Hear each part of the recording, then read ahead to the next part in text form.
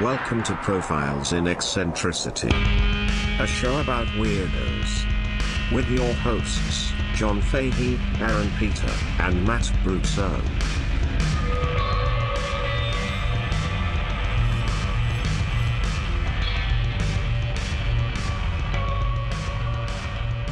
Hello, folks. Welcome to Profiles in Eccentricity. It's a show about weirdos. Doggone it. My name is Johnboy. I'm your host, John Francis Fahey. I do not have any other aliases, but what I do have over here is Gabraham Twinkin and his assassin, John Milks Dudes. Yeah. Oh, That's you, dude. That's Aaron Pita, and me. that is handsome Matt Brousseau. Hi. And the boys are here. They're the back. show is live. We're doing it in the afternoon. That's right. On the bright. Overcast. It's one of the first. It's gloomy, which is good. Yeah, it's the first time in a while. It's finally. It seems like autumn has arrived. Yeah, fall is fallen. I brought it with me. Yes, Matt gone overseas on assignment. Yep. Now tell everybody where you went. Italy.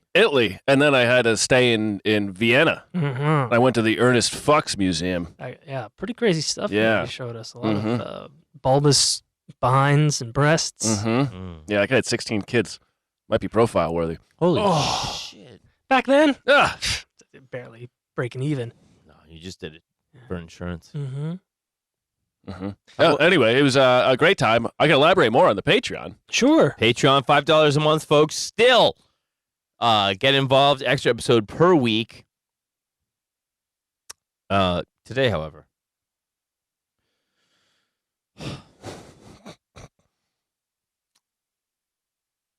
It's Halloween. You know what I mean? I love the season, man. It's the reason for the Halloween. Uh-huh. And I decided to bring forth a trio of tales from season. A horror anthology. horror Oh, boy. anthology. Exciting. You could call it a Wild West creep show.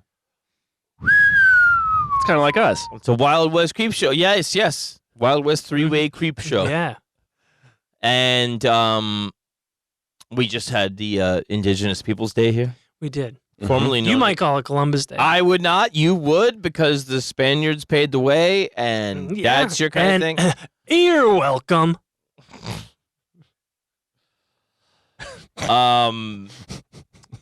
He was Italian, so. I'm What? gonna start with a Indigenous person. Now, Aaron, this is gonna play right into all your stereotypes and tropes of them being Tired. uncivilized savages, etc., so on and so forth. Uh-huh. You know, that kind of thing that you always espouse. Mm-hmm. I'm talking about Queho. Queho. Queho. Okay. I don't think I've heard of this. On his gravestone, he was listed as Queho. Queho. Oh, man. He was not anonymous. What a bummer. Cute. You think you got a one-word I'm name? sorry, Quehoe. Sorry, I said the okay. same spelling twice. But The guy was getting paid by the letter. Yeah. I don't have time to do this. he became part of a Nevada legend. There's a lot of legends out Now, that's there. the Silver State. Oh, well. Is it? Yes, that's right. He was born 1880, Okay. died 1930s. Question mark? Mhm. Question mark. And now he was lame. Wait, now, did you don't understand what lame used to mean? Yeah, like he listens to U2, Not drinks right. Frescas. Uh-huh. No. That's cool. Fresca is cool. Yeah, Fresca is yeah, cool. yeah. No, he had a club foot, Uh-huh. Oh, okay. and so he'd be kind of dragging that around. I always thought it was, like how the Penguin has the Iceberg Lounge. Mm-hmm. His nightclub should just be called Foot. Yeah. Where are you going? To Club Foot. Yeah. Oh, That's Who owns that? yeah. Oswald Cobblepot. Penguin. Just Club Good. Foot. Good point. Yeah. Check it out, Penguin on HBO Max. Yeah. It's streaming now. Uh-huh. He was an outcast. He was lame. Okay. He was born into a tribe? No, he was kind of he was a what you would call a half breed. So he had he had some good in him. no. What? He was ostracized because he was native. His mother was from the Kokopah tribe, and And his father was likely a rapist. he was speculated to be partially Mexican. Uh-huh. His mother died shortly after he was born. That's very sad. And he would take odd jobs around El Dorado Canyon. But I think his bullying led to him being ostracized, outcast. So they bullied him. He wasn't bullied. They bullied him. No. He was walking around funny. Half-breed. It sucks, man. Mm-hmm. It's not cool. He said to have killed his half-brother and a 100-year-old blind Indian known as Canyon Charlie. 100-year-old guy. He killed him. Well, To Barnum, they're 140, but so he was he snapped. He snapped. It's like the school shooter of yesteryear. sure. Right. Yeah. He lost it. How did he kill him? He stabbed them, Oh. but the thing is that you could trail this guy because he dragged the foot behind. Yeah, you got telltale tracks. Yeah. Yeah, he had very much telltale tracks. He's walking around like the Lisan al-Gaib in the sand, trying to keep the sandworms away. Only in Death Valley can he hide. But so the thing is that like they would be able to trail him, and he had very distinctive things, but he like knew the area, and he would still elude the posses. Mm-hmm. Several people. Vigilantes. Going after a lame guy, and he's still squirreling away, But they think basically like if anybody was killed, it would be attributed to Queho. Okay. And he probably didn't do all of them, of course. But how many people can you kill? Yeah, right. Especially when he's good use of the phrase. He can't have gone far. Yes. Not on foot. So he's on a foot. So people said he was like responsible for any murderer, but like also like everybody is an outlaw back then. Like it's just like somebody's got something. Mm-hmm. You're on a trail. You want it? Cut their throat, take it, and they say, "That's that Queho. Clubfoot guy." Yeah. And but he was surviving, and he's definitely gonna be killed if he's found.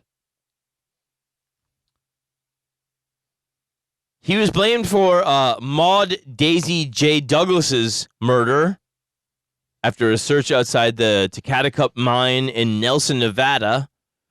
The settlers said that he cursed the land. No.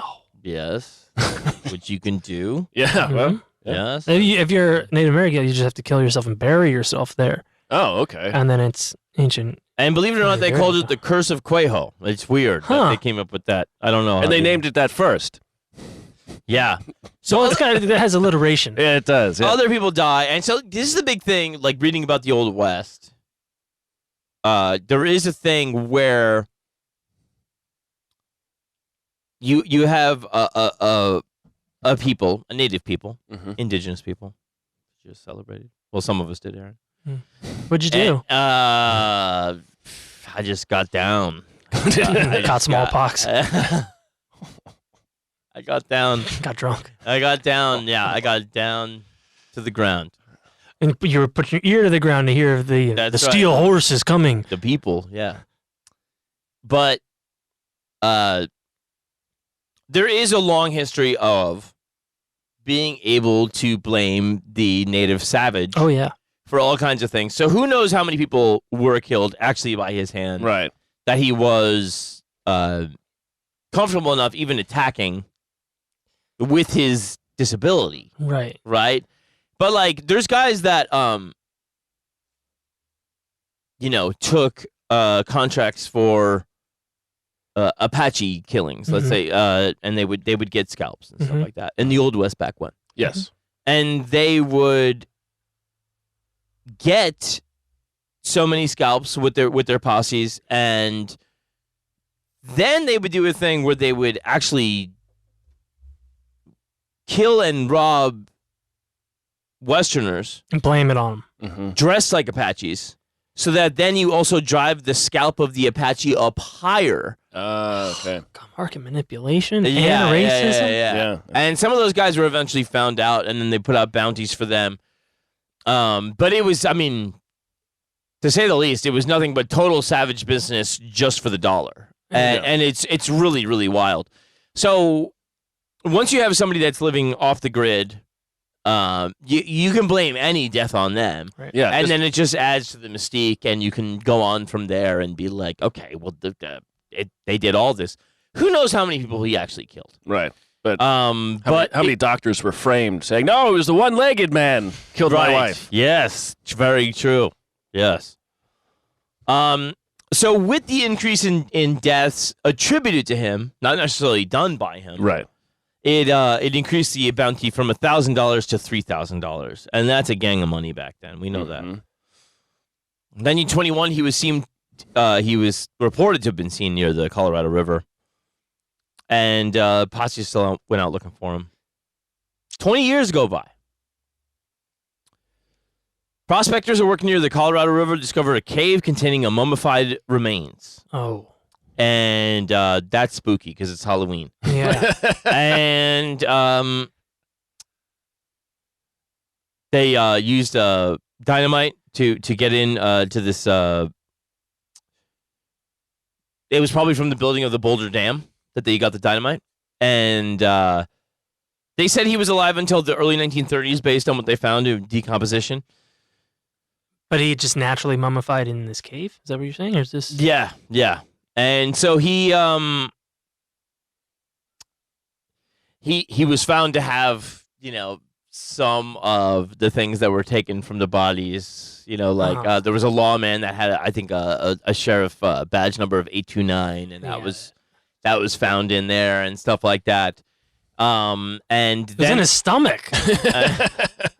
Found a couple of license plates. It was crazy. And it was one of those things where, like, then the remains become the show, just like Barnum, and they go to the Las Vegas Elks Club, and then they exhibit at the Hell Dorado Days. Cool. And eventually, District Attorney Roland Wiley secured the remains and gave Queho a proper burial. With a misspelled headstone. Mm-hmm. Yes. And so he is considered a native serial killer of the era, but it's almost definitely misplaced. Yeah. That he was just an outlaw. Yeah. And But convenient scapegoat. Yeah. a convenient scapegoat. And also, once you're cast out, You're not coming back in. you're not coming Do you really back want to in. be? And also, if somebody finds you, Yeah. are they already somebody you have to kill? Yeah, it's like, oh, fuck. It's I pretty gotta do obvious. another one. Yeah. Yeah. It's pretty obvious who he is. He can't, like, change his face. He cannot. He They're cannot. like, oh, yeah, it's the guy with the limp. It cannot be done. Now, I want to tell you another little tale. And this is about, this is great because it is, again, spooky season. And I like archetypes of monsters. Mm. Let me go in here with this guy, Jack Slade. Jack Slade. Good name. Jack Slade. Mm-hmm. That is a good name. Now, Jack Slade was supposed to be a lawful man, strong. Called him a one-man lynch mob. Oh, boy. Oh, that's not And just very much dutiful about the rule of law until he had a couple of fucking drinks. Uh-oh. And then it was Jekyll time, daddy. Uh-oh. Keep him away. Or Bars. Mr. Hyde, sorry. Yeah, well. And, Who's to say which one's worse? yeah, exactly. The doctor that are killing us, That that are invented- poisoning us. He's the guy that invented the stuff that made Hyde. That's Yeah. right. Yeah. So,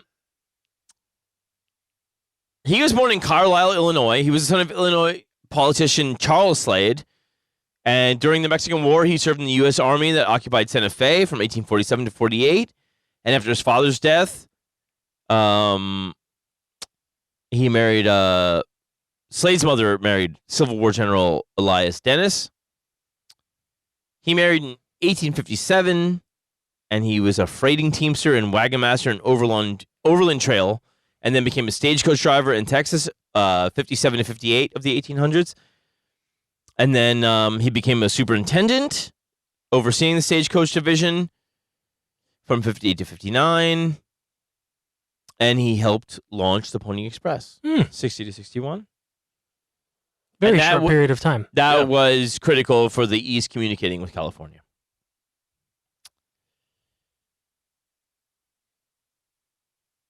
While division superintendent, he shot and killed Andrew Farron, one of his subordinates, who was hindering the progress of a freight train. That could really Get be out anything. of the way. Yeah. At the time, shooting deaths were rare, and his reputation as a gunfighter spread rapidly across the country. I don't know if that's just a guy that wasn't doing his job or a guy that was trying to rob the train. Yeah. But one guy impeding a freight train. Yeah. Sounds like blowing up the tracks. But and this he's just is standing there. This It's not is another thing too. This is what's so great about the Old West, is you do a deplorable, despicable crime, and people say it was a great victory because they just know, like, this guy will shoot me if I don't say he had a gunfight with this guy that wasn't doing his job and was trying his best. He kept the trains running on time. You know what I'm saying? One of his a guy that worked for him, he shot and killed because he's like, the train's going too slow. And they go, it was a great fight, and he's a gunfighter of the West. He's a great man. That's all you can do. Yeah. And good for him. Yeah. Got a job to do. Yeah, that train's moving. So, now we take in the Frenchman, Matt. It's never good. You never take in a Frenchman. His name was Jules Benny. Jules Benny. How do you spell that? B-N-I? Okay. Oh, okay. Oh. 2 first names. He was involved in illegal activities linked to his trading post near Lodgepole Creek in Colorado, which was called the wickedest city on the plains. It seems like every city was vying for that. By the end of the decade, the city had grown rapidly with the addition of a stagecoach station, which was eventually named Julesburg by the townspeople in honor of Jules Benny.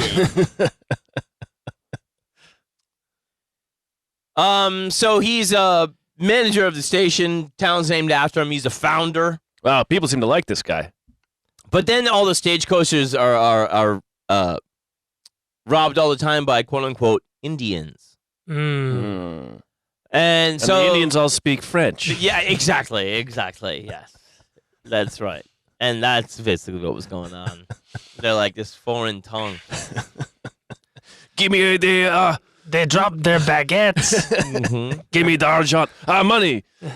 And so they're like, all right, we got to get Jules out of here, the town folk. And they're like, who better than Jack Slade, that man that killed his employee? Yeah, call him in. So they bring him up. And Jules Benny is like, sacre bleu. You know what I mean? Oh, just like that. Just like that. Was he eating while he said it? Yeah, Oh, he was- yeah, it's I think cheese and I bread. think he was choking. Yeah, it sounded like- So Jack is like, you're doing it. You're robbing the stagecoaches. It's our town. You need to suck my dick. I'm the lawman now. I'm the daddy now, right? Mm-hmm. But it's great because, this idea of Jack Slade. Which he did. He did slay. He did slay. He had this saying, dutiful by day, drunk by night, insane. Jules, founder of the town, robbing it at night. They're both the same guy, basically, except one is a French frog-eating bastard. Right. The other is a red-blooded bastard. American bastard.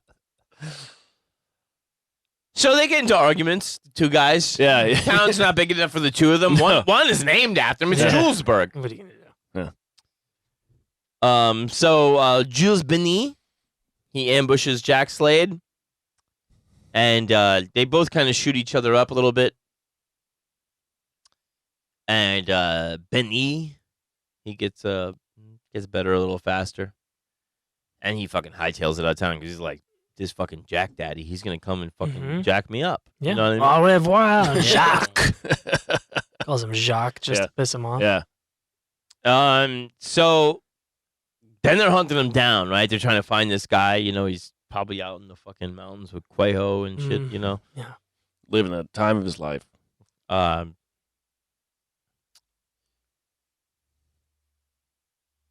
So they eventually track him down. They bring him back, and they tie Jules to a fence. No. And Jack Slade then loads up his revolvers and starts shooting his fingers off. Oh my gosh. They can't eat frogs without fingers. He shot the shit out. Jesus Christ. Because he had stayed up all night drinking. So that you got Mr. Hyde. You know? Uh-huh. Yeah. Mr. Hyde He was pissed. Yeah. Mr. Hyde came out and started blowing off his fingers one by one. Can Oh you, my god. And he's still got 2 bullets left. Yeah. Yeah. I can imagine him like he just shows up as Dr. Jekyll and then he start drinking in front of Jacques. Yeah, It just starts getting worse and worse. Yeah. It is my secret, Jacques. I'm always Mr. Hyde. So he cuts his ears off next. Jesus. Cuts his fucking ears off, right? And then he finally like puts him out of his fucking misery. He's got little fucking, Nubs. little ping pong mitts. Oh. You know? And he puts him out of his misery. That's for the best. And eventually he was put out of business himself for his drinking. Uh-huh. Yeah. He went to a damned end. A damned end. A damned end.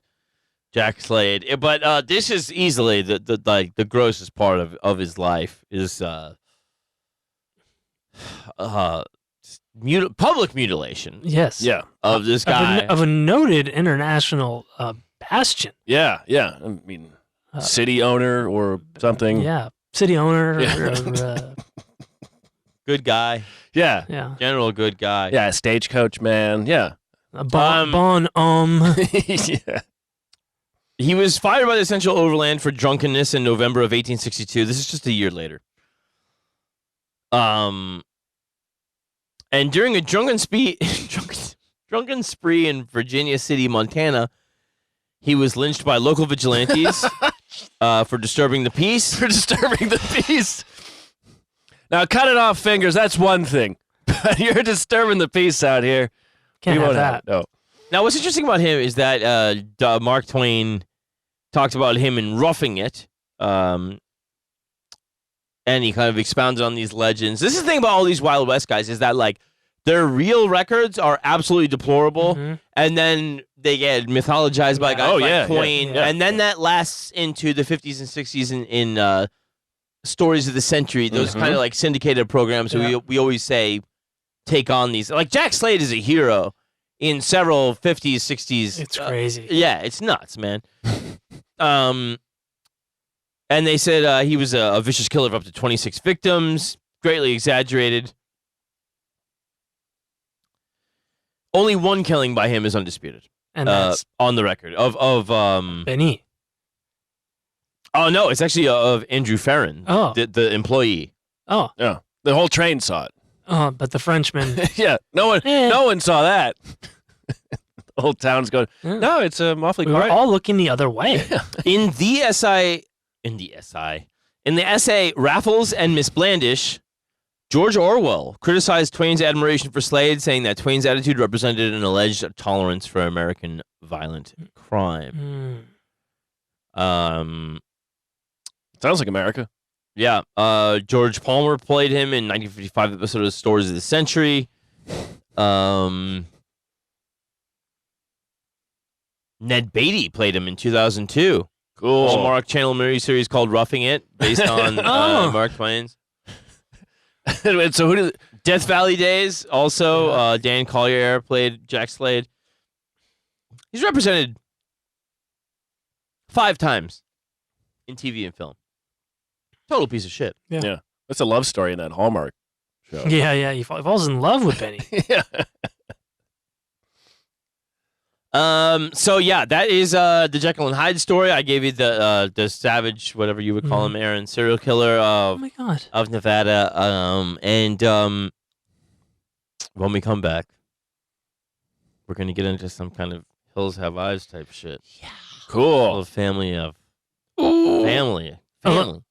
Yeah. Family of murder. Keep it in the family, I guess. And we will be right back after this.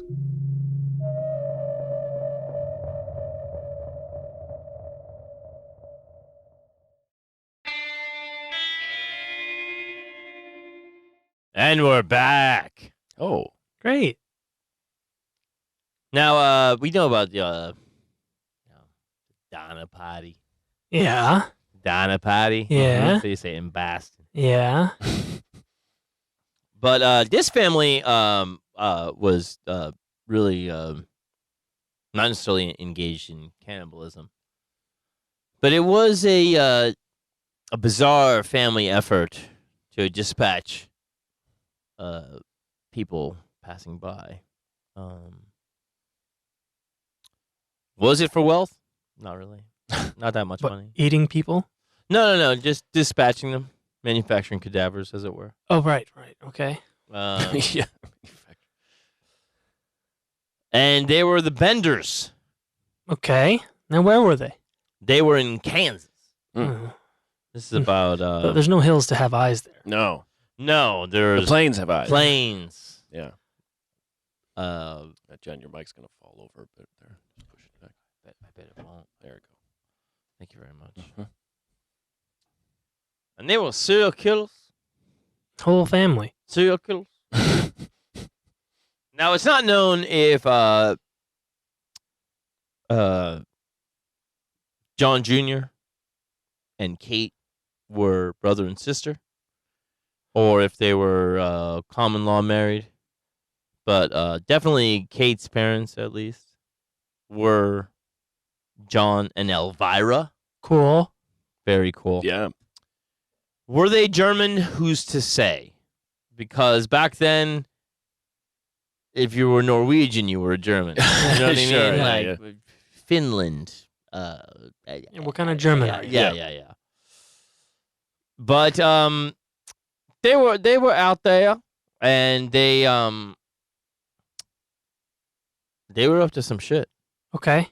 And What's going on in Kansas? what's going on? This is 1871 to 1872. Okay. Okay, so we're post-war, Mm-hmm. and it's sort of disputed. Everything is disputed back then of who was pro-Confederate and Mhm. et cetera and stuff like that. But I think they were really just on their own trip, Mhm. and their trip was a lot about thrill killing. Thrilling. Yes, they were up to some shit. How many people are in this group? 4. We got John Jr., Kate, and Elvira, and John Sr. Okay. So in October of 1870, 5 families of spiritualists homesteaded around Osage in Labette County, northeast of Cherryvale.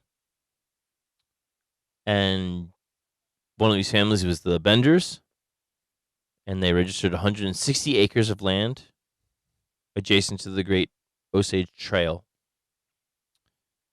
And that was the only trail available to go farther west. Mm-hmm. They said a bunch of families of spiritualists Yes. moved there? Yes. And Kate would be kind of the, they called her a mentalist. So she was they were one of these families? Yes. All the tables were knocking. Ugh, and their joints were cracking? Yeah. Okay. And so they built a cabin, a barn with a corral, a little orchard, things like that. Sounds nice. Sounds picturesque. Yeah. They divided their cabin into 2 rooms with a canvas wagon cover, and they used the smaller room at the rear for living quarters and the front room as a general store where they sold dry goods. And they had a sign reading "Grow Cry," which meant grocery. But they did. Grocery. But they, they weren't highly familiar with the The English. crockery. Yeah. Yeah, the grockery. Yeah, they're really bad at giving change. And so, We don't much like change in these parts. We don't even give it. yeah, even though we're new here. But you could stop for a meal, right? Spend the night even. Oh. And they had a 2-acre vegetable garden, apple orchard, as I said. John Bender Sr. was around 60 years old and spoke little English. The little English he did speak was guttural, and usually unintelligible. Oh, good. You mean German? Yeah. Elvira was 55. She spoke little English and was so unfriendly the neighbors called her a she-devil. Mistress of the Dark. Yeah. Yes. John Jr. was 25, handsome, mustache, Very nice. auburn hair, beautiful. And he spoke English fluently, but with a German accent. Ah, But he laughed a lot. that's creepy. Yeah. Yeah, he laughed. Here's my sister wife. We don't know which one she is, but she's also like both. Yeah. So they thought he was stunted, shall we say? Mentally, Yes. but he's hot. Yeah. but he's good looking. You know, it's But like he left aimlessly a lot. the complete He's got that Joker disease. yeah. Joker 2, see it in theater. Complete package, this guy. I'd say that thing about Joker too. Oh, yeah, you're not the only person that sent me what Paul Schrader said about Yeah, Joker 2. So Yeah. funny. But yeah, so they thought he was a quote half-wit Mm. Okay, half-breeds and half-wits. Yeah. due to the incessant laughter. I don't know why. They used to be called jolly. Well, it's unnerving. It is unnerving, but more so when you find. I mean, if they were just fucking giving out lap dances, it wouldn't be the same. You know what I mean? They wouldn't say he was a half-wit. They would say he's a good guy. Yeah, a real Yeah. man of the people. But these people were not giving out lap dances. Aaron. Oh, What were they no. giving out? Well, they might have been giving out some lap dances. I'll tell you. Okay. And that's because of Kate. Oh. Huh. And she was she spoke English with no discernible accent. Uh-huh. 23. Do we know where they came from? We do not. But Germanic. Generally Germanic. Okay, Mm. got it. Yeah. Generally Germanic. Generally Germanic. Okay. That's how I get it after a couple drinks. And she was a fucking mentalist, Okay. which is a word I love. Uh-huh. Yeah. Great show on CBS. Yes, my mom used to watch it. That's how I know. And she was a healer and a psychic, Oh. I bet the lap all of dances them. will do that. self-proclaimed. Uh-huh. Now, you wouldn't believe it, but a lot of healing didn't go down. Oh my gosh. Very much the opposite. Unhealing? Yeah. And she distributed flyers that advertised her supernatural powers. Cool. All spelled perfect. Yeah. Ability to cure illnesses. She conducted seances and gave lectures on spiritualism. And To who? the locals. A lot of people? I don't know. But what really drew people in was she advocated free love. Now we're That's talking. cool. Now, that will get some people up to the Grokri. Yeah. Yeah, that'll move some melons. Mm-hmm. And yeah. And move some melons. And that became a large attraction. The whole Hearing her talk about free love? free Yeah. love mentalist. Yeah. Like, well, golly, I think I could get some of that I free love. sense you're all thinking about fucking me. Yes, she knows So exactly she what must I be want. psychic. Yeah. For free. hmm Now, Kate and John Jr. they attended the local Sunday school in Harmony Grove nearby. How old are they? They're 23, 25. He's going to Sunday school still? Yeah, it was they were I think fishing in the local pond. Wink. Yeah, and they were believed to be German immigrants. No documentation or definitive proof of their relationships to one another or where they were born has ever been found. They said John Sr. was either from the Netherlands or Germany. Elvira might have been Elmira Hillmark from the Adirondack Mountains. They don't know if Elvira previously had murdered several husbands. Oh my God. Yeah, it could have been like a brigand of just people that were into doing murders. Yeah. That posed as a family. Yeah. House of Thousand Corpses or something, you know? We do not know. Are they related to the Leatherfaces? Yeah, they certainly seem to be. The Texas Leatherfaces? Yeah. They're Italian, Leatherface. But they changed it when they moved to... Yes. Now, that what was said about the Benders, respectively, about John Sr., the old man was repulsive, hideous brute without a redeeming trait, dirty, profane, and ill-tempered. Of Ma Bender. Elmira? Elvira. Old Mrs. Bender was a dirty old Dutch crone. Her face was a fit picture of the midnight hag that wove the spell murderous ambition about the soul of Macbeth. Wow. Oh. She's a witch. Dropping some Shakespearean witchcraft. Okay. John Jr., seen when excited, recalled the grave-robbing hyena at once to mind. They do laugh too, those hyenas. The grave robbing ones, no less. Yeah. What a coincidence. Kate proclaimed herself responsible to no one save herself. She professed to be a medium of spiritualism and delivered lectures on the subject. In her lectures, she publicly declared that murder might be a dictation for good.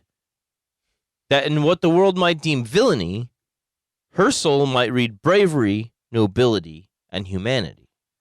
She advocated free love and denounced all social regulations for the promotion of purity and the prevention of carnality, which she called, quote, miserable requirements of self-constituted society. Huh. She maintained carnal relations with her brother and boldly proclaimed her right to do so in the following words found in her lecture manuscript. Quote, shall we confine ourselves to a single love and deny our natures their proper sway? Even though it be a brother's passion for his own sister? I say it should not be smothered. And Aaron, you agree with that. I mean, is it just like Paul? Yeah. It is just like Paul. Well, then, yeah. You know.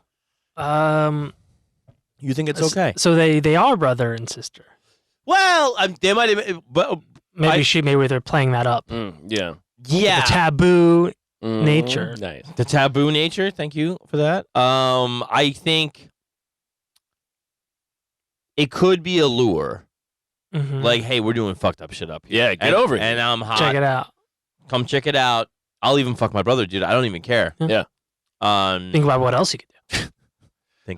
I do like the idea. She's pro free love, but also pro murder. And pro incest. Yeah. Which was very ahead of the time, and it's now super mainstream. Yeah. A real trailblazer. Yeah. We're still trying to catch up on the murder. Yeah. We're still not there yet. But we've definitely... But yeah, let's take it before the murder. What do you think of these guys, Aaron? These good guys? Well,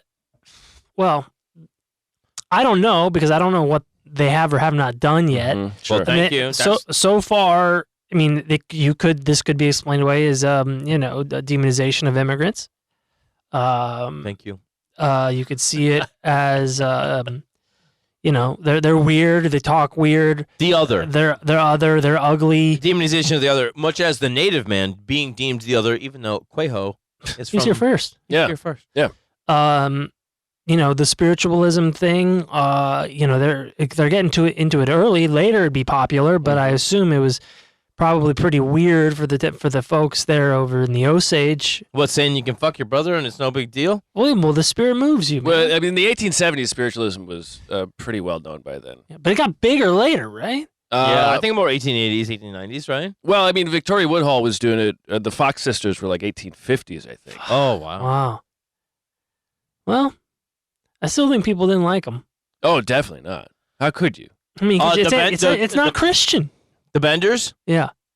I think it was a thing where you had a section of society that was like, oh, they're mean, they're weird, whatever. But also, some dudes are like, what's going on up there, man? Anything goes up there. You know what I'm saying? You can pee on the floor. Like, you can pee on the floor just like the penthouse. Uh-huh. But I think they preyed on a little bit of man's salacious curiosities. Yeah. yes, and then it seems to be that they very much played into the more Christian-minded people with what happened to those people that were up there to see the brother fucking. Oh, so they were honeypotting. I think they were honeypotting. Or flirty fishing is what the Children of God Children of God. Oh, But they were actually, they did give it, I mean, the flirty fishing, there was actual sex. Mainly with children. I think I think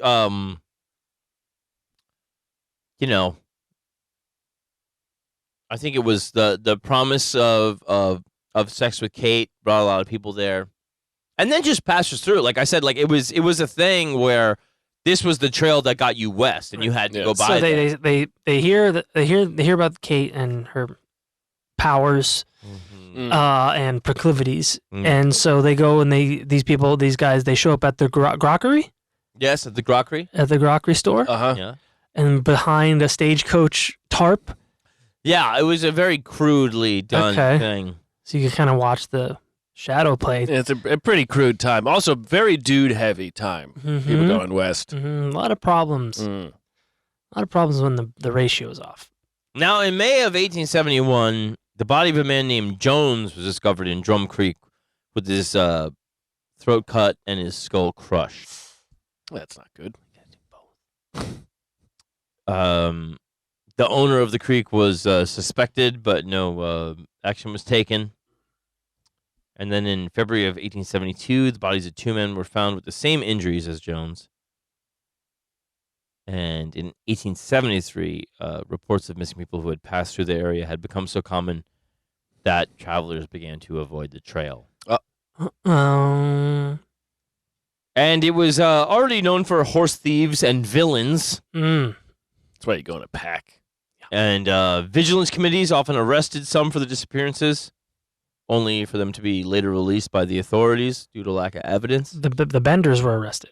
Oh, no, other people around because they're a family doing a grocery, you know. Yeah, there's no way. They're weird, whatever. It looks good, though, you know. It's a good look. Yeah, having a grockery around. Yeah. Yeah. She's not killing people. She's too busy fucking her brother. And a lot of innocent people were just run out of the county. Honestly, probably good for them. Yeah. Yeah, you're right. In the winter of 1872, George Newton Longcore left Independence, Kansas with his infant daughter Mary Uh-oh. to resettle in Iowa, and they were never seen again. Oh. In the spring of 1873, his former neighbor, Dr. William Henry York, went looking for them and questioned homesteaders along the trail. He reached Fort Scott, and on March 9th began the return journey to Independence, but never arrived. Uh-oh. Now, York had two... This is the thing. People keep going looking for people missing, and people keep setting out. Not smart, in my opinion. No, yeah, it seems like, bring some friends with you. And York had two brothers, Ed, living in Fort Scott, and Colonel Alexander, a Civil War veteran, lawyer, and member of the Kansas State Senate from Independence. No slouch. No. And they knew of William's travel plans, and when he didn't return, they Go out, look for him. set out a search for the missing doctor. Colonel York led a company of 50 men, There you go. Now we're talking. and he questioned every traveler along the trail and visited all the homesteads. And he arrived at the Bender's Inn, Grockery with a guy named Mr. Johnson and explaining that his brother had gone missing, asking if they've seen him. They said Dr. York had stayed with them and then suggested he had run into possibly bad encounters with local tribes. Oh. Uh-oh. Where's Q at this point, huh? Now, Colonel York says that's a fine proposition, and he stays for dinner. At the Grockery? Yeah. And Fresh not food. just dinner, and a show, too. And on the 3rd of April, he returned to the inn with armed men after learning that a woman had fled the Bender Inn after Elvira had threatened her with knives. Mm. And he goes, oh, man, maybe these Benders aren't so cool. I'm sure I had a nice supper. That was lovely. Yeah, the Grockery was very nice. Fresh produce. Yeah, really fresh meat there. And so, Sausage, whatever's in it. Yeah. and the younger Kate and John Jr., they're like, oh, no, that's all bullshit. And Elvira's like, no sprechen Sie English, or whatever the fuck. You know. She's acting like she doesn't know fucking English at all. Elvira, come on. Mr. the Dak. Dag. So then York is like, no, this fucking happened. And then Elvira blows up. She's got a temper, Elvira. Oh, you know? no. No, you can't have this. And then she said the woman that said that about her, that was threatened with knives, she said she was a witch and had cursed her coffee. Oh, my God. It made me shit. I can't sleep. And then she's like, all right, get the fuck out of here. And they're like, oh, no, she speaks English. Yeah. Like she's Check it out. She's fucking full of shit. She's like, no, I only learned that phrase. Yeah. And this And one. this phrase explaining it. And so then before Colonel York leaves, Kate is like, come back and I'll do a reading so that you can find your brother. Oh, that's nice. Yeah. She's like, something's knocking under the table, Daddy. So these guys leave with Colonel York and the gang, the posse, and they think that the Benders and the neighboring family, the Roaches, the Roaches. Okay. common name, totally fine. These are people? And they were like, we think they're all in on it, and we want to kill them all. This is what York's crew said. Yeah. York's crew said that the Benders and the Roaches The Benders and the Roaches. are all they're responsible. Yeah, and they deserve to die. Okay, got it. Now, around this time, the neighboring communities are accusing the Osage community of being responsible for all the disappearances. And the Osage Township arranged for a meeting in the Harmony Grove Schoolhouse, and 75 locals attended the meeting, including Colonel York and John Bender and John Bender Jr. And they discussed the disappearances, that of William York. They agreed to obtain a warrant to search every homestead between Big Hill Creek and Drum Creek. And despite Colonel York's strong suspicions about the Benders, nobody keeps an eye on them. And then by the time they get to the Grockery, the Benders have gone. Oh no. Oh, yeah, big time. They are magic. They're hiding behind the cloth. Yeah, exactly. These Benders are fucking on it, dude. They are bloodthirsty.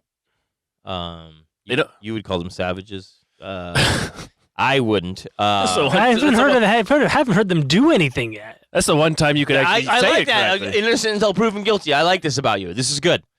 It shows that you're not a savage yourself. That's right. You're Of course. yeah, rule of law. I like Yeah, this. yeah. You They know like how this? to. They know how to read a room. These Benders. They do. They do. It's, A book, we'll see. so a man named Billy Toll. Toll? Billy Toll. Okay, like Oh, a toll toll. booth. Oh, okay. Yeah. That was Billy. Toll booth? T-O-L-E. Okay, toll. Got it. He's riding cattle past the Benders' Grockery. That's not a metaphor. No. He's And- driving cattle. And he's like, yeah, he's driving cattle. Okay. And he's like, hey, this fucking place is abandoned. These animals are unfed. Probably takes a bunch of cattle. And he tells the township. And then they have a harsh winter storm, Mhm. and so they don't get to investigate. And then the town calls for volunteers to go investigate. Like, where did the benders go? Yeah, what's going on there? Check out the grockery. Several hundred show up. There's not a lot going on back then. No. There's no game on. Yeah, they're foreigners, but they're white, so nobody cares. You know what I mean?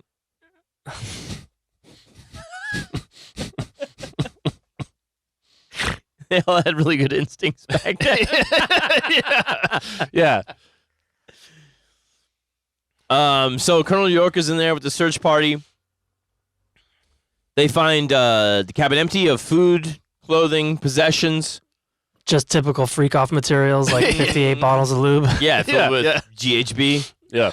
See, that's the new development. That the Oh, lube had GHB in it. oh my God. Yeah, so Does it work like that? I think so. If you Fuck. move GHB with a dick, Oh my God. That's pretty cool. Wow. It's pretty ingenious. Yeah. So they're Freak like, off. so they're like something stinks Okay. in the cabin. Literally? Yeah, There's a smell bad odor. in the grockery. Yeah, in the garden. They thought it was just fresh food before. Yeah. And they underneath a bed they find a trap door Oh. about 6 by 7. Feet. Yeah, That's a big bed and trap door. yeah. And they break it open and they find no bodies, but they determine that the smell was from blood in the soil. Mm. They then physically lift the cabin, which you know is made of nothing. Yeah. Sounds like a Herculean False- effort. yeah, but no, it's really, just, it's Balsa wood. yeah, some canvas. Yeah. Yeah. They blew it over. Right, we lifted the cabin up. We're Yeah. strongest man. For 3 guys. yeah, one horse. And they shove it over here, the whole cabin, Pick it up and push it. dig under it. Easy up. No bodies. Just blood in what they think is blood in the soil. They think that No bodies? They think the stank. Yeah, they think the stank came from the blood in the soil. So then they get a metal rod, which is a big deal back then. Mhm. Yeah, you have to write to your congressperson for that. And they start poking the vegetable thing and the apple orchard. The vegetable thing. What would you call it? Patch? Yeah, They Okay. poke the. What are they poking? where they're growing vegetables. They're poking the land. Yes, Okay. with a Man. metal rod. Just poking holes in the dirt. Yeah, Good science. Good. it is because they found Dr. York's body No! under the orchard. Oh, what? Maybe he what, wanted apples? to be there. So they were eating him. Very Wicker Man type of Yeah. stuff. Yeah, he's buried face down. Like a common egg dog. Yeah, Colonel And, York buried underneath the orchard. Was it doctor, Colonel's brother. Oh, yeah. Right. Okay, so Dr. You're thinking York. of Clue. And now is his body being slowly assimilated by the roots of the trees? Yeah, that's what I'm as, hoping as for. God intended? His Yeah. body was probably being slowly bitten by fucking live rodents because his feet were barely below the surface. Ugh. You know. And they keep probing. They got the metal rod. It's a big deal. Mhm. It worked already. This is a real game changer. Yeah. This rod. Yeah. Yeah. Well, because like 9 times out of 10, you dig up a rock. But Yeah. every now and then. Yeah. CSI post Civil War Kansas. Yeah. It all Turns changed out once we got. the metal rod, so we can find anything here. Zoom in Yeah. with the rod. They were mentalists. I don't. They went mental on them. I don't think we have the right staff. Yeah. So the probing continued until midnight, which is putting a stick in the ground. Mhm. That went on until midnight. And they found 9 other suspected grave sites. All within the Cabbage Patch. Yeah, that's just for the night. Next morning, another 8 bodies are found. Oh, my God. Jesus. And another was found in the well, Oh, along, that's not good. along with several body parts. In the well? The well? Their own fucking well? Yeah. Were they drinking the water? Probably. Probably, I think they probably put that one in before they hightailed it out of there. yeah. Okay. Poison the well. Yeah. They all had their heads bashed in with a hammer and their throats cut, and that they were indecently mutilated. Now, Aaron, you can make up whatever that means. I don't know. Their genitals. Indecent. Indecent sounds like the genitals. I wonder maybe she bit them off. I mean, that's, when they say free love. It's free for her. Yeah. The body of a young girl was found with no injuries sufficient to cause death, but it was speculated that she was buried alive or strangled. Oh, Jeez. gosh. Now, this is fun. Oh. I've been waiting. A Kansas newspaper reported that the crowd was so incensed after finding the bodies that a friend of the Benders named Brockman, who was among the onlookers, was hanged from a beam at the inn until unconscious, revived, interrogated, and then hanged again. Oh, my God. Christ. Just for knowing them? Yeah. Look, these guys are monsters. Get him. You get strung up, and then you're like, oh, what Somebody's got happened? to pay. And they're like, you got to tell us everything. And he's like, oh, and they fucking Oh, shit. hang him again. Right? We're not done with you yet. Oh, we're done with him. Crazy.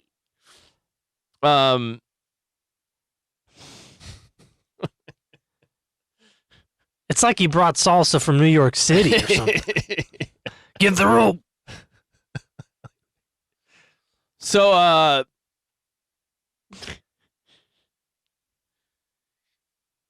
so after the third hanging, they let him go. So he was hanged 3 times. Wow. And then he survived. And they said that he staggered home as one who was drunken or deranged. Well, yeah, because he was no, his brain damage from the lack of oxygen. Yeah. hanged 3 times. Yeah, look at him. He's walking like he's a drunk idiot. This guy's stupid. Now, a Roman Catholic prayer book was found in the house with notes inside written in German, which were later translated. Johanna Bender, born July 30th, 1848. John Gebhardt came to America on July 1st, 18... question mark.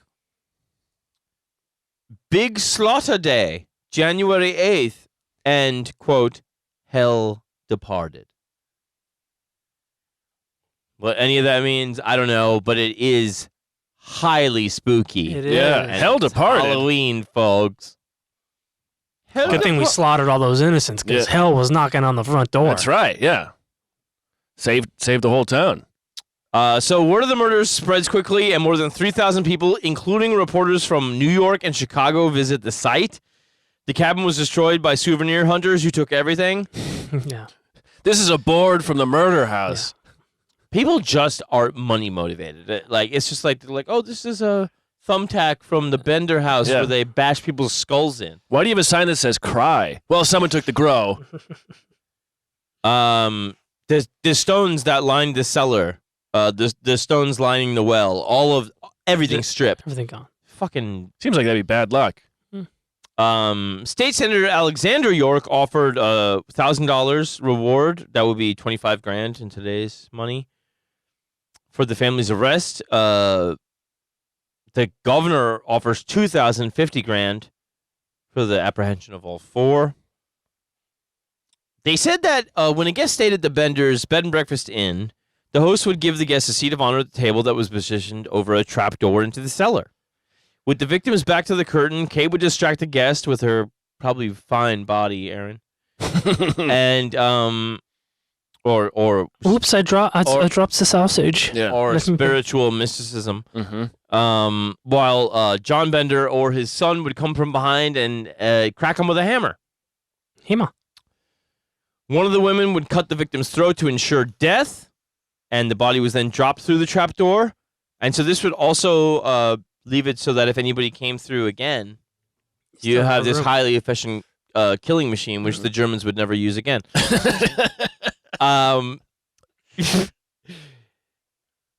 And then once it was in the cellar, the body would be stripped and later buried somewhere in the property, often in the orchard. Well, And let's not forget indecently mutilated. Yeah. no. You got to keep those keepsakes. That might be what was in the well with the.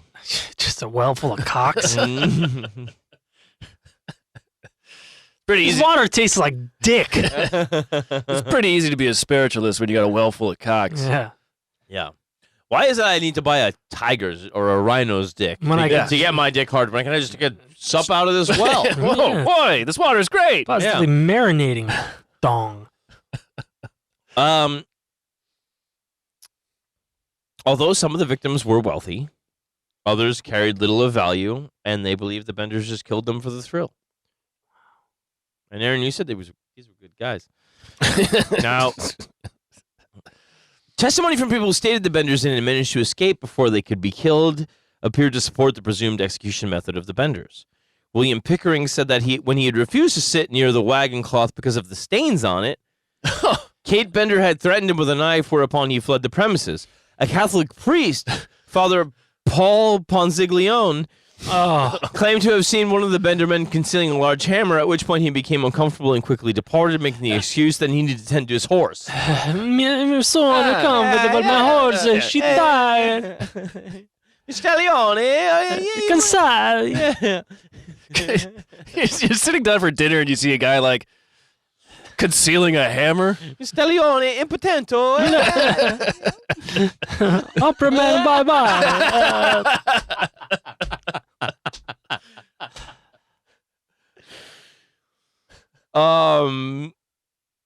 But Ponziglione only claimed to have had an encounter after Bender's crimes were revealed, making his account unreliable. These lying priests out there. Next thing you tell me, God's not real. What? They sold the Benders sold stolen goods as horses, saddles, clothes, and other possessions under the guise that people who spend the night and weren't able to pay would do so with goods. Right. And another time, Mrs. Fitz, while sitting at dinner, became uneasy and sensed a muffled movement behind the canvas. And Kate issued a command. Schnell! Raus! And the Fitz fled the scene. They were sketched out. Two men who had traveled to the inn to experience Kate Bender's psychic powers. Ooh, yeah, psychic powers. Power Huh? of the dome. You know what I'm saying? Yeah. Because you mean her good brain? Yes. Yeah. Exactly. Brains. They stayed for dinner but refused to sit at the table next to the cloth and instead preferred to eat their meal at the main shop counter.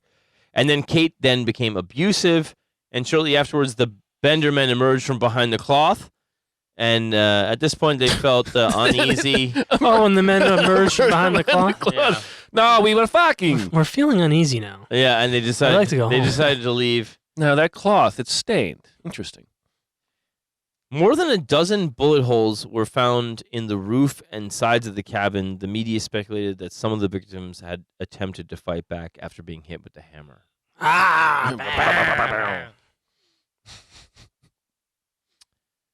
So detectives followed the wagon tracks. They discovered the Bender's wagon, abandoned with a starving team of horses. The animals are never taken care of. Oh. You know. For me, that's the worst part. Yeah. That and the hypocrisy. It's the hypocrisy. One of the mares was lame, Oh. just outside the city limits of Thayer, north of the inn. It was confirmed that the family had bought tickets on the Leavenworth, Lawrence, and Galveston Railroad for Humboldt, Kansas. Oh.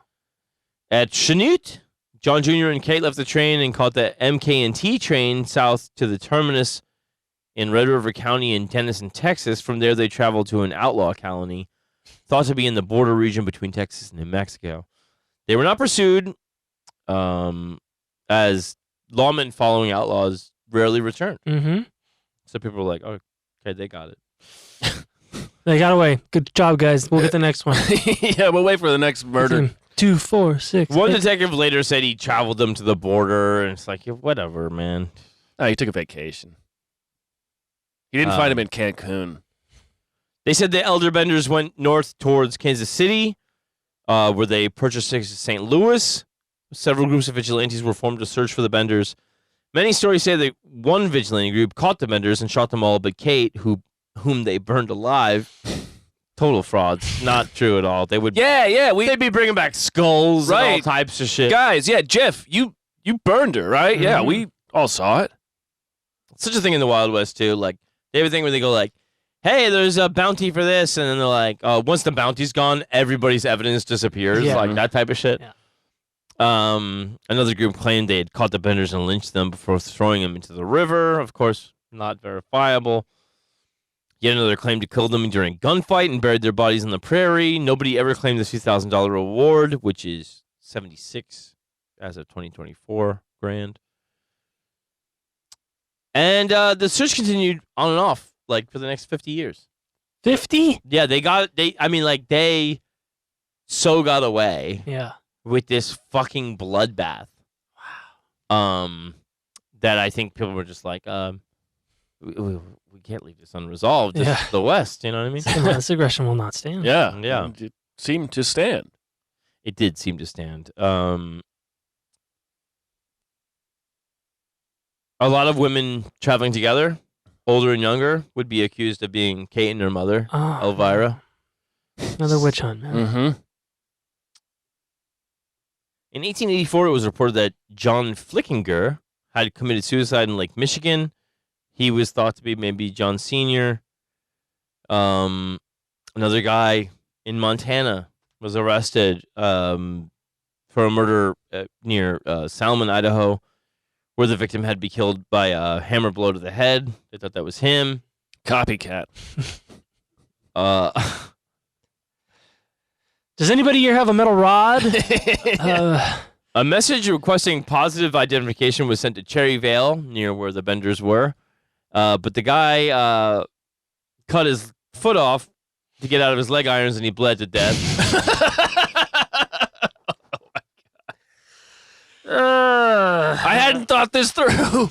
And then by the time, And then they made Saw. by the time they got him there to identify him, he was just like a fucking zombie. So they're like, I don't know who the fuck this asshole is. Like, identify this fucking emaciated corpse. You're like, actually, no, he had 2 feet. Yeah, when I saw him, he had 2 feet. This doesn't This doesn't pass the test. I want to play a game. Despite the lack of identification, his skull, the guy who cut his foot off, was put on the mantle of a bar as Pa Bender until Prohibition in 1920. Oh, wow. Yeah, just some asshole that probably had nothing to do with Just it. some poor... As if guy. nobody else can kill somebody with a fucking hammer. Yeah. In Montana or Idaho. Probably all they're doing. Even today. Several weeks after the discovery of the Benders' victims, Addison Roach and his son-in-law, William Buxton, were arrested as accessories. In total, 12 men of bad repute in general were arrested, including Brockman. Jeez. They had all been involved in disposing of the victims' stolen goods, with Mitt Cherry, a member of the Vigilance Committee, implicated for forging a letter from one of the victims, informing the man's wife that he had arrived safely at his destination in Illinois. So it seems like there might have been a little bit of a local conspiracy here. Wow. Brockman will be arrested again 23 years later for the rape and murder of his 18-year-old daughter. I'm sorry, what? Christ. Jesus Christ. This was not the cool incest part. No.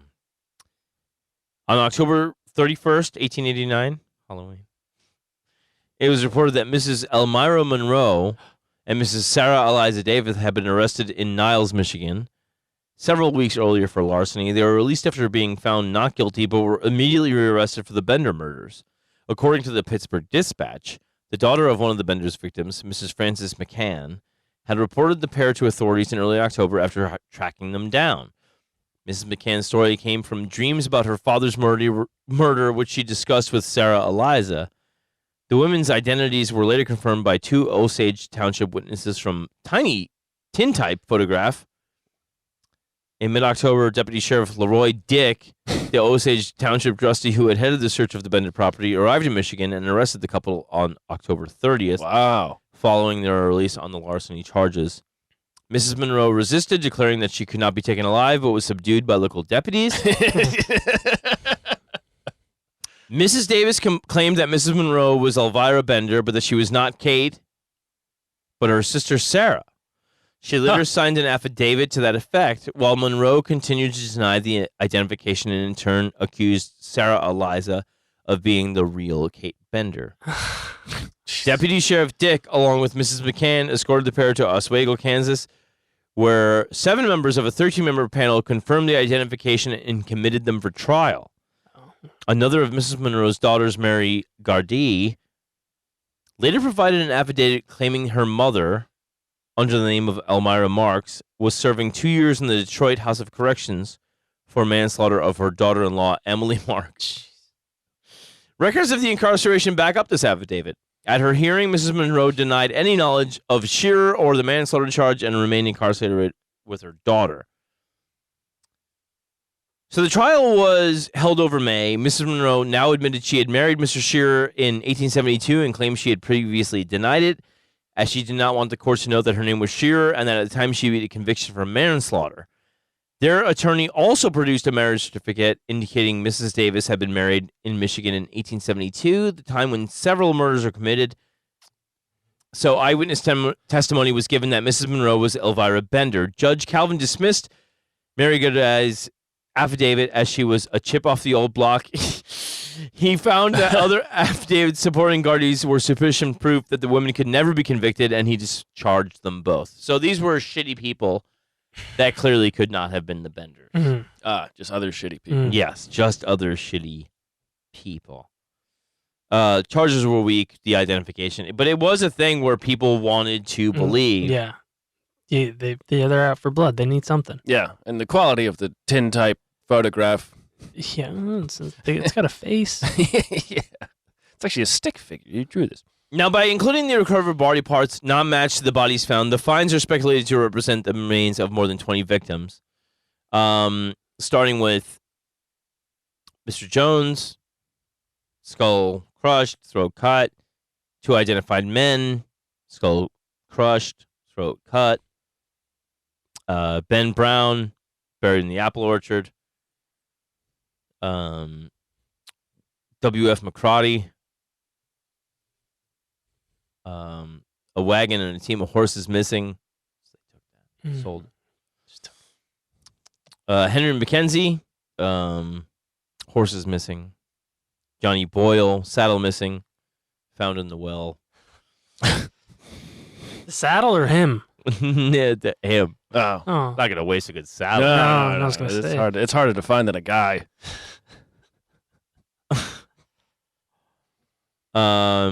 George Newton and his daughter found in the orchard. Oh, like John- the infant? Yeah. Oh.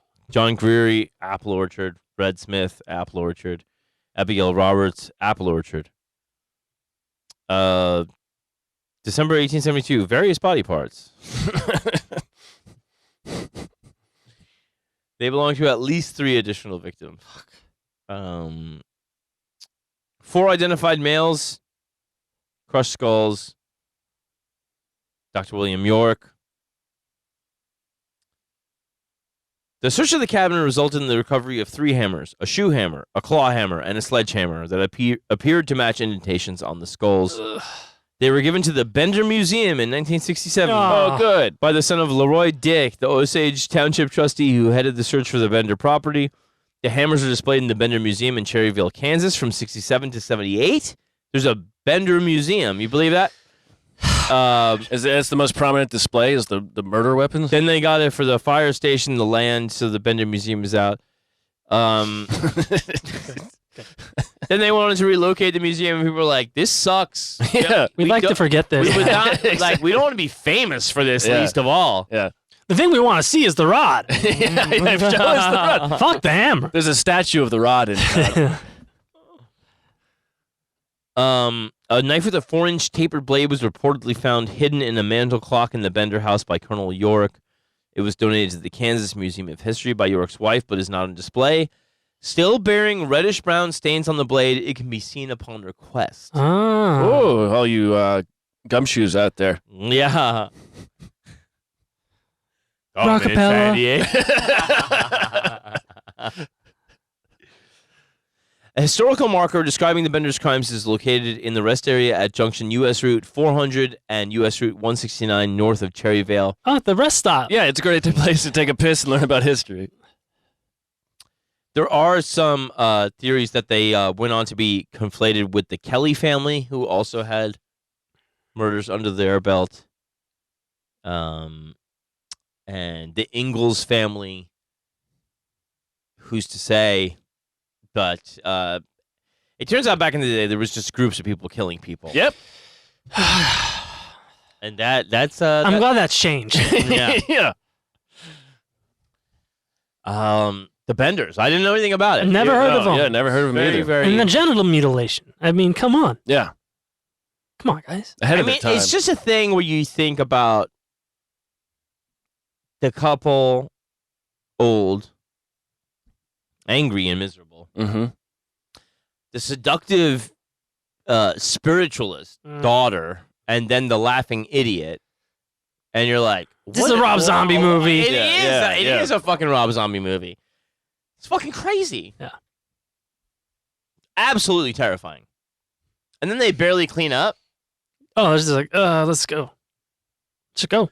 I don't want to sit near the stains on the canvas. And they're like, are you sure there's men shuffling around with hammers? And they're like, no, I'll sit at the counter. Yeah, And they're like, fuck you. You piece of bitch. shit. Yeah. You don't like my hospitality? Yeah.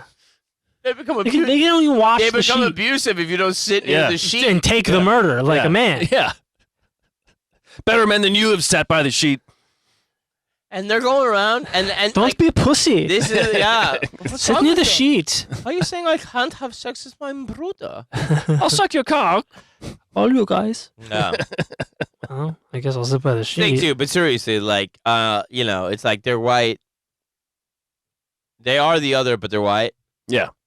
And they're like, they're also like, well, I don't see what's so wrong with brother fucking. You know what I mean? Hey. And they go like, and they just let them fucking operate there with impunity with the Grokri. And then, then they're finally like, oh yeah, it seems like something went wrong here. Everybody disappears here. We dug 1 inch into the soil Yeah. and found a cemetery. Yeah. A foot of Yeah. a doctor. Fucking crazy. I was picking ears of corn and I tripped over a body. An ear of man. Yeah. Yeah. Crazy. The Benders. Wow. The Benders. There they are. The Benders. Jack Slade. Jews. Jews Benny. And Queho. Queho. Yeah. That's Wow. my little Halloween spectacular. I love like a it. little Hope you enjoy anthology of horror. Yeah. it. Yeah, I mean, obviously the whole thing is a horror. Yeah. But these ones were specifically ghoulish, hmm You got just real rogue murder happening here, Gosh. You just Not even robbing, like just a lot thrill, of like you said, thrill killing. Yeah. a lot of what you see. Do you think they were doing it in a Wicker Man way, where it's like, the blood feeds the soil and the soil will get bountiful? Well, the most interesting thing about the Benders is where you see the philosophy coming into Kate's literature, I think, and saying killing is not so bad. Yeah. Oh, right, and right. fucking your Yeah. brother, and like Right. huge makes the crops grow. huge red flag. Yeah. You know what I mean? If Killing's not if a fucking person of color said that, they'd be like, let's go in there and Yeah. wipe them out. Yeah, killing Yeah. lecture. Yeah, that's their the proof of their privilege. There is that they were lecturing on the benefits of killing and incest. Yeah. Yeah. and nobody bat an eye Yeah. really. No, Yeah. they're like, well, they're good folks. But They- also, they like, mean well. Everybody believes killing is righteous back then too, It's the only way to get things done. Yeah. Yeah. So maybe they weren't that weird. Yeah. What did we learn here, fellas? What did you guys take from any of that? Any takeaways from either of the three stories? First two are very short, Bender's much longer, but Well, might makes right. in the West it was that way. Certainly, yeah. Yeah. Opportunity, Yeah. Who's Like hey, you just drag a guy. Yeah. you can do anything out there. Mm-hmm. There's no rules, dude. Yeah, and if it snows, no one will watch what you're doing. Yeah. And that's a big part of Wild West peacekeeping stuff too. Is like the thing of like, we know this guy did it. The body could be anywhere in like 1 million square miles. Yeah, Mhm. right. So there's a lot of stuff like that, like a lot of stories of people like being like, we got this one guy's testimony, so we got to then just going to find evidence is a thing where you could go die. Mm-hmm. It's, Just on accident. Oh yeah. Yeah, right. You could go die of exposure. Yeah, no malice. Exposure. No conspiracy. Nobody trying to stop you from finding out the crime. Yeah. Just you go out and die because you ran out of water. Yeah. Or you tripped Yeah, and you- snapped the ankle. Exactly. And then you just got eaten by buzzards. Yeah. It's like the serial killer's nature. Yeah. Oh yeah. That the call's coming from inside the Earth. And it's in German. What's interesting about it a lot though is that the currency of legend, Mhm. and that's the stuff that leads to the Bender's home being stripped. Yeah. They're like, oh, I want to. This is Americana now, Yeah. and they have an awareness of that in real time. Right. They're like, I gotta get a piece. I gotta get a piece of this. So they strip the fucking well of the stuff. Like, like debate, like whatever, But legend is such a currency that you have all these things of like a lot of cowardly gunslingers. It's like, I was the one that did this, and a lot of guys going to the hangman's rope saying, I was the fucking greatest outlaw. But they just want the legend to live on. Yeah. There was one story I came across like that where it was a guy who was hired to find cattle to be rustled, and he's like, all right, well, he's like, I need to bring my wife along with me, and he's like, I'll show you how to do it or whatever, but the minute they rustle the cattle and it's a good haul, they're rustling it from native tribes, and then the minute they've got the haul, they immediately killed the guy they hired, and then they fucking they rape and kill his wife. No. And so one of the two guys tells his brother about it, who's straight as an arrow, and the brother goes straight to the lawman. Yeah. And so they're like, the one guy heard the other guy told his brother, so he kills him, right? He's like, you fucking loudmouth, you told your brother. And they go, and they're like, well, we can't fucking kill this guy. We don't have a fucking body. So then, based on the brother's testimony, they're like, all right, well, the body's here. And then they go in and find it, and they dump the body in it's like a snake pit. Right? And so they're like, well, we can't find the body. No body, no crime, right? And so the one guy comes through, he's like, I'll get down there. I love snakes. Yeah. And he gets bit to shit by snakes. And they're like, all right, man. I'm like, you tried your best, and he's like, no, I'm not done. And I'm going back in. I love it. And he goes back in with 2 pistols, and he starts shooting. And he starts blasting the snakes. Starts shooting up snakes. No.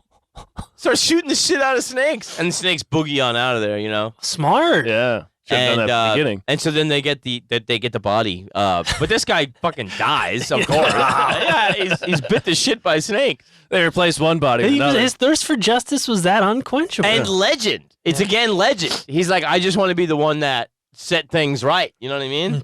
Because what? I'll dive into a pit of snakes, man. Terrible idea. Yeah. What, are you crazy? You think they were going to run away? It's a pit of snakes. Snakes can't run. It's their pit. Yeah. They can slither. They're like a slither. Yeah. But yeah, all tales that really Chilled the spine. they did chill. yeah. They were spine chillers. Mm-hmm. I liked it. Did you enjoy that, boys? Sure Absolutely. did. All right, shall we get out of here? Yeah. All right. Matt, welcome home. Thank you. Welcome Good back. to have you Good here. to see you. Bienvenidos. Oh, grazie. I'm going to say goodnight. I love you. My name is John Fahey. I'm Aaron Pita. Mapper Soap. Good night, everybody. We love you. Good night.